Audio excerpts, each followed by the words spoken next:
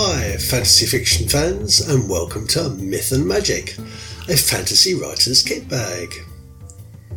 I'm fantasy writer Neil Mach, the author of Moondog and the Reed Leopard, and I want to share my love of folklore, local history and nature mythology with writers and creatives like you on my regular podcasts. It's designed with fellow indie publishers and writers in mind, but all fans of fantasy fiction are very welcome to join in. In my fantasy writer's kit bag, writers, artists and creatives will find lots of ideas and discussion about things such as potions, dark arts, fabulous creatures, folktale studies, nature lore, and the interesting history behind the myth and magic that underpins our understanding of the fictional universe. Hello fantasy fiction fans. I'm still buzzing because I've just returned from my weekend at Oakley Court Castle in Windsor for the Rocky Horror Picnic, which is organised by the fantastic Time Warp official UK Rocky Horror fan club. As I'm sure you know, the show is a tribute and a send-up of various cult movies, including the Hammer Horror films. Hammer Horror shot 5 films in Oakley Court Castle. It goes on about the B-movie science fiction in the opening song, Flash Gordon in his silver underwear, humanoid aliens in The Day the Earth Stood Still, and Claude Rains in The Invisible Man. Oakley Court is a Victorian Gothic revival country house about 7 miles along the river from where I live. It's set in about 35 acres on the banks of the Thames, and it's near the parish of Bray. In August 1949, Oakley Court became famous for the British film production company Hammer Films, who made The Brides of Dracula, The Reptile and The Plague of the Zombies. It's perhaps best known as Dr. Frankenfurter's Castle, also known as the Frankenstein Place, in the Rocky Horror Picture Show made in 1975. And so therefore I thought this was a good time to discuss how science fiction compares with fantasy fiction in the genre of speculative fiction. The first science fiction novel was titled A True Story, and it was by the Greek-speaking author of Assyrian descent, whose name was Lucian of Samosata. Lucian wrote it in a tongue-in-cheek style to ridicule the superstition, the religious practices, and the beliefs in paranormal that were held then, and still are. In his novel, he covered topics such as encounters with aliens, travel to outer space, interplanetary warfare, and the colonisation of planets. He also expounded the idea of crossing the Atlantic to colonise new worlds. And this was 1400 years before Columbus. Yeah, I know it seems amazing, but his novel, A True Story, was probably written in about 160 AD. Although others, including the ancient Greek playwright Aristophanes, could boast they wrote futuristic works before Lucian, and Aristophanes produced several works that included sci-fi elements such as air travel to other worlds, nobody before Lucian had created such convincing science. As well as jinns, mermaids, talking serpents and talking trees and other forms of strange life, the stories within 1001 Nights, or the Arabian Nights, which is the 8th to 10th century group of stories, included some sci-fi elements. And Shakespeare's Tempest, you might remember, included a mad scientist character. And this was an idea that was taken up and expanded upon by Mary Shelley in her Frankenstein, 1818. Incidentally, The Curse of Frankenstein by Hammer Horror Films was made in 1957. English writer Herbert George Wells, better known as H.G. Wells, lived in Woking, Surrey, just along the road from where I live, and about probably 15 miles away from Oakley Court Castle. He lived there with one of his students named Amy Catherine Robbins. While he was in Surrey, he planned and wrote The War of the Worlds, a story which was hinted at in the Rocky Horror Show, and also he wrote The Time Machine and completed The Island of Dr. Moreau. Wells is often called the father of science fiction. He wrote The Invisible Man in 1897. One of H.G. Wells' greatest contributions to the science fiction genre was his insistence that the story should be as credible as possible, even if both writer and reader knew certain elements were unfeasible, because this allowed the reader to accept ideas and open their mind. This today is known as creating the plausible impossible. So while neither invisibility nor time travel were actually new in speculative fiction, Wells added a sense of realism to the concepts which readers found fascinating. As a visionary, H.G. Wells foresaw the advent of aircraft, tanks, space travel, nuclear weapons, satellite TV, and even something resembling the World Wide Web. As an author, what have you foreseen? Do you strive to add plausible realism to your fantasy works? I'd love to know, so please tweet me and tell me. Also, I'd like to know if you lived near a castle. My local castle, as you know, is Windsor Castle, but Oakley Court is just along the way. If you do live near a castle or you've got a local castle in your area, tell us all about it.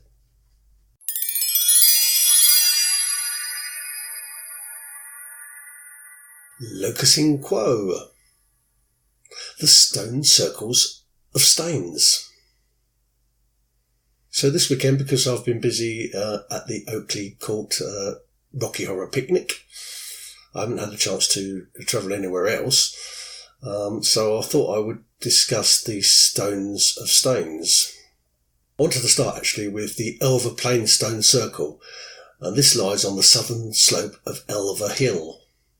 From the hill, the east is dominated by Skiddaw and seen across the Bassenthwaite Lake. Situated on a level terrace on the Lake District hillside are 15 stones.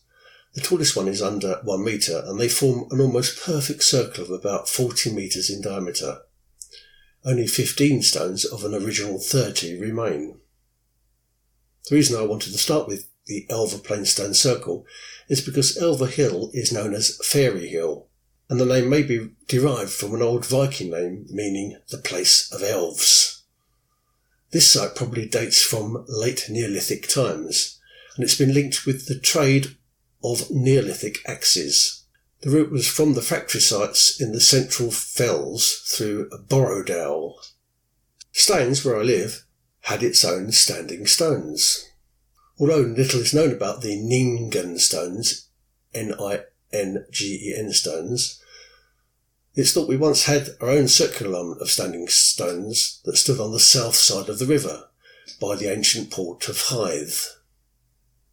Curiously, we also have another stone, a historic London stone, which marked the western boundaries of the rule of the City of London. And you can still see that today in our museum. There are other interesting corporation marks too, and some of these are stones. But the 9 stones that I'm referring to, the Ningen stones, perhaps formed a circle, and are mentioned in the chronicles from Chertsey Abbey, and Chertsey Abbey was founded in year 666. So it seems the stones were still standing after the Roman occupation of our town.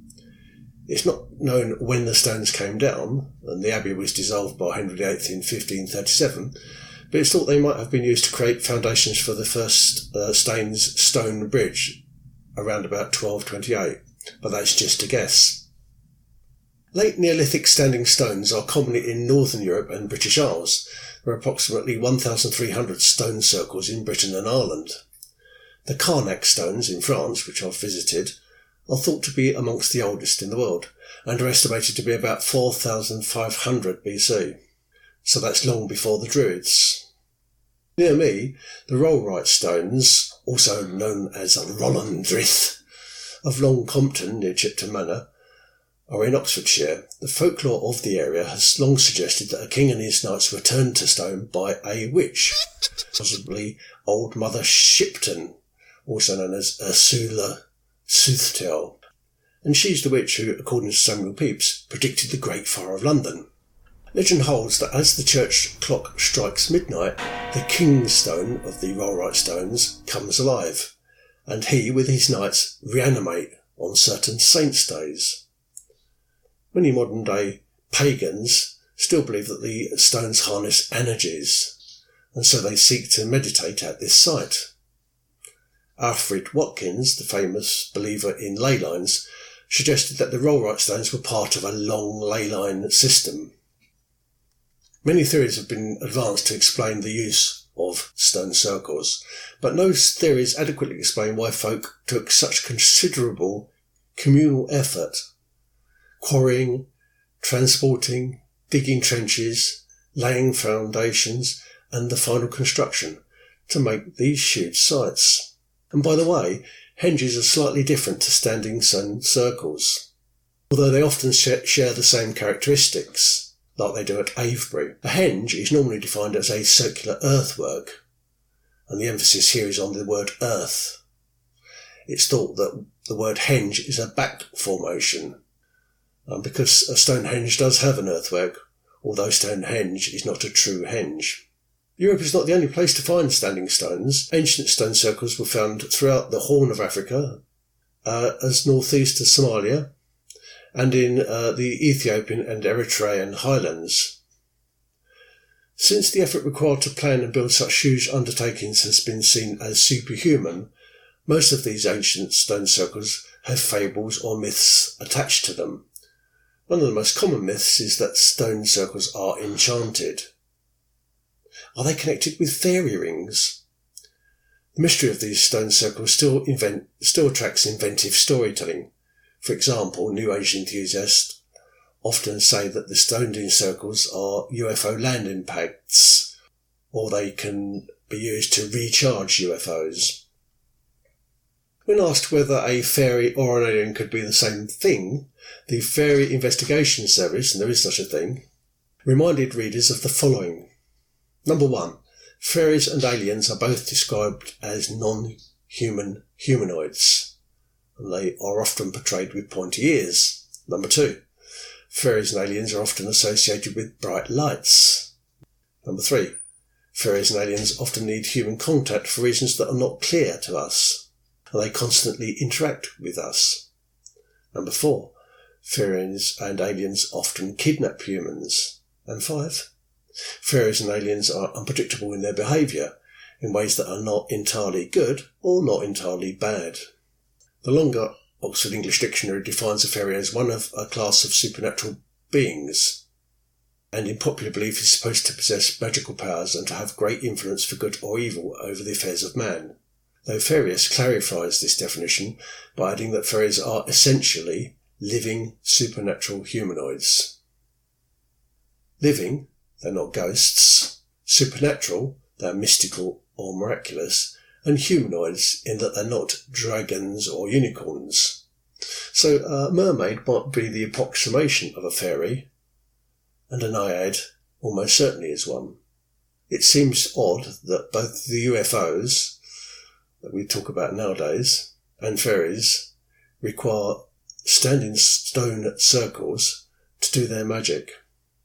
Have you got standing stone circles near you? We'd love to know about them, so please tweet me. Myth and Magic News. A work by the Malaysian author Zen Cho has won a Hugo Award. It's widely considered to be the premier award for science fiction. If at first you don't succeed, try again, received the Hugo Award for Best Novelette at a ceremony during the 77th World Science Fiction Convention, aka WorldCon, held in Dublin, Ireland, on August the 18th.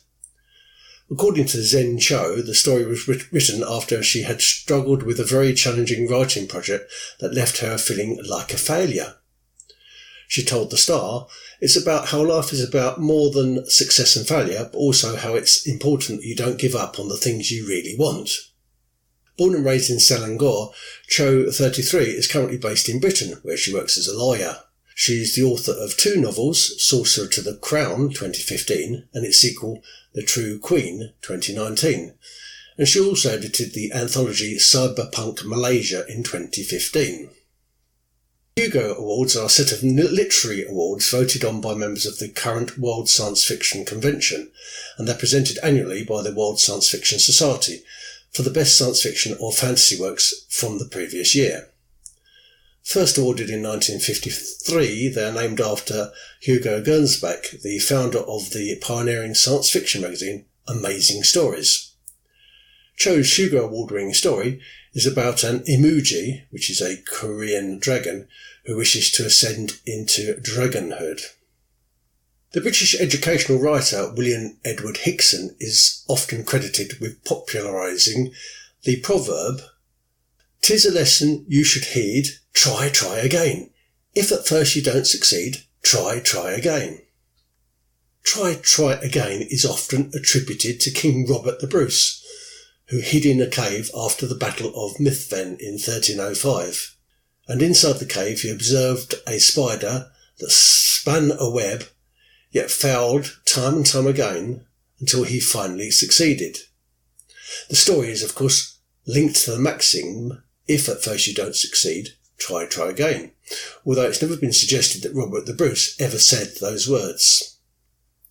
It's thought, in fact, that the entire account might be a version of a literary trope, and was probably invented by Sir Walter Scott, especially because we know it shares similarities with the story of Tamerlane and the ant. Anyway, you can check out the author Zen Cho on Amazon, and I recommend you do. Magic word of the week. This week, the knight errant.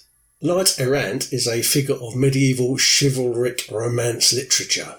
The wandering knight is a character who breaks free from his world, or perhaps from a humble background, and then he explores the world to right wrongs and assert his own chivalric ideals. Because he's motivated by idealism, his goals are often illusory. The template for knight-errant fiction are the heroes of King Arthur's Round Table, who wandered around the realm in search of the Holy Grail. Cervantes brilliantly caricatured these knights in his 1605 novel Don Quixote. A knight-errant typically performs his deeds in the name of a lady, so at the heart of the tale there is always romance, and often this romance is forbidden or secretive. Wandering knights often find themselves facing impossible foes, such as dragons, lions, giants, or enchantresses. Have you written a knight-errant story? Want to give it a go? Fantasy writers' definitions. This week, Mythopoeia.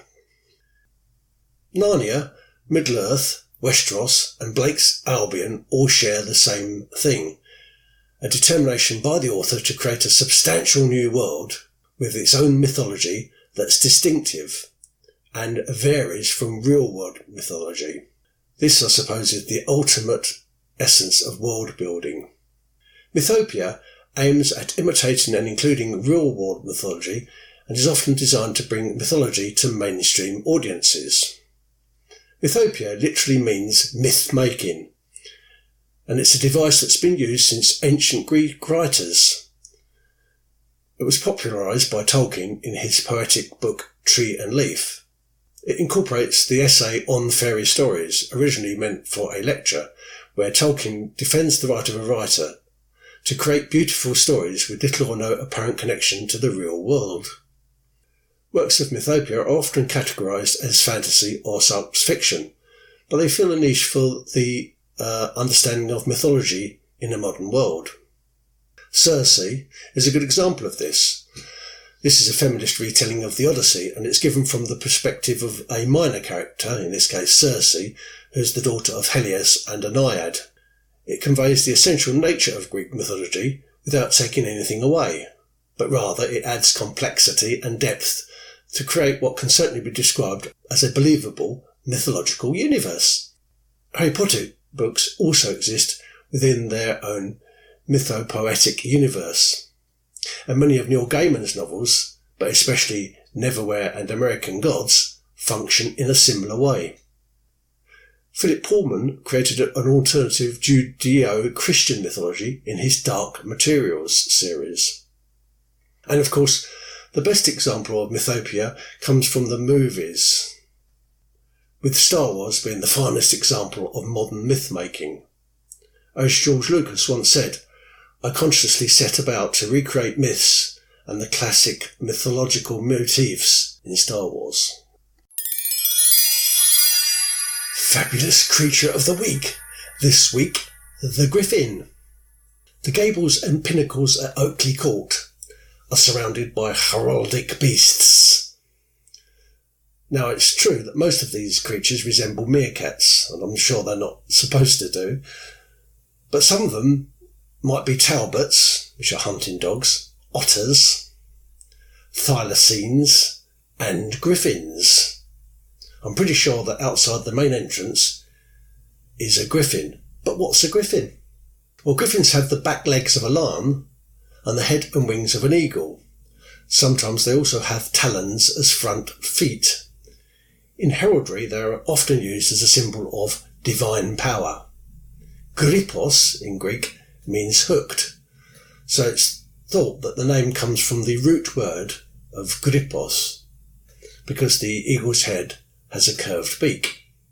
Griffins started appearing in ancient Iranian and ancient Egyptian art in about 3000 BC. And although griffins were popular in Persia and Asian culture, they were also depicted in the throne room at the Bronze Age Palace of Knossos in Crete.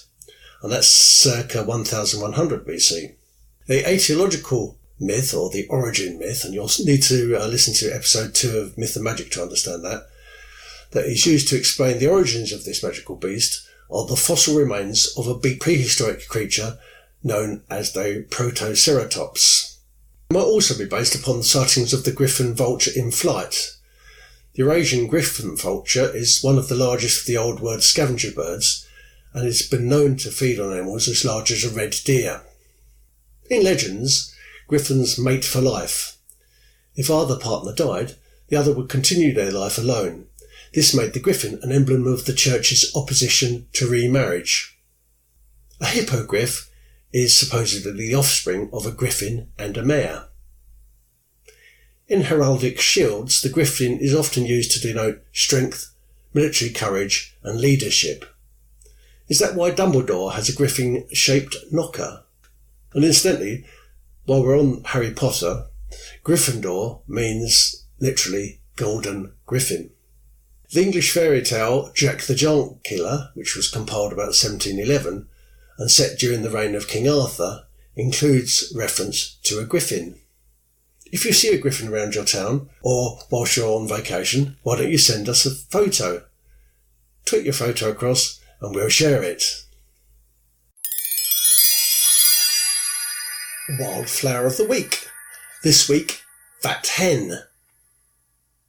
Fat Hen, Chenopodium album, has other common names that include lamb's quarters, baconweed, dirty dick, goosefoot, and the one most used in Britain, fat hen. These days, the weed is seen growing on disturbed, nutrient-rich soils in places like waste ground and rubbish tips. It's one of the most common English goosefoots. Chenopodium is extensively cultivated and consumed in northern India as a food crop. The leaves and shoots are eaten like spinach. It's from the spinach family, and the seeds are high in protein, vitamin A, calcium, phosphorus, and potassium. And it's said that Napoleon Bonaparte relied on the seeds to feed his troops during the hardest of times. Archaeologists have found carbonised plant remains at archaeological Iron Age, Viking Age and Roman sites in Europe and even in stone circles. These go back as far as 2,400 years ago and suggest that this plant was eaten by hunter-gatherers as well as being cultivated as a crop, just after the Neolithic Revolution. The wildflower names, which include lambs, pig, geese and hens, suggest this plant was also used extensively as a livestock fodder. Tollundmand, Tollund, is a naturally mummified corpse of a man who lived during the 4th century BC and during the period characterised in Scandinavia as the pre-Roman Iron Age. He was found in 1950 on the Jutland Peninsula in Denmark. British author Margaret Dabble employed the image and study of the Tollund man symbolically in her 1989 novel a natural curiosity. And in the second stanza of The Tollard Man by Seamus Heaney, the poet mentions the last meal of the human sacrifice. In the flat country nearby, where they dug him out, his last gruel of winter seeds caked in his stomach. The Tollard Man's last meal was most likely Fat Hen. Call out of the week. This week, Julie Modler. Julie released her novel A Fool's Journey in May. She says it's a magical fairy tale for grown-ups, and the tale follows a gallant young man, and he's a character based on the Fool from the tarot deck, who begins a journey filled with mystery and discovery. In that respect, the story is a Bildungsroman, and you can learn about those in my last show. Anyway, the Fool moves between characters and he wonders if they truly do have his best interests at heart. Check out Julie Modler. And if you want me to call you out and you're a fantasy fiction writer, why don't you tweet me or DM me on Facebook? Tell me a little bit about yourself and your book, and I'll happily add you at the end of the show. And don't forget to check out the show notes for this show and all the other shows on Mach, which is NEILMACH, all one word, .me. See you next time.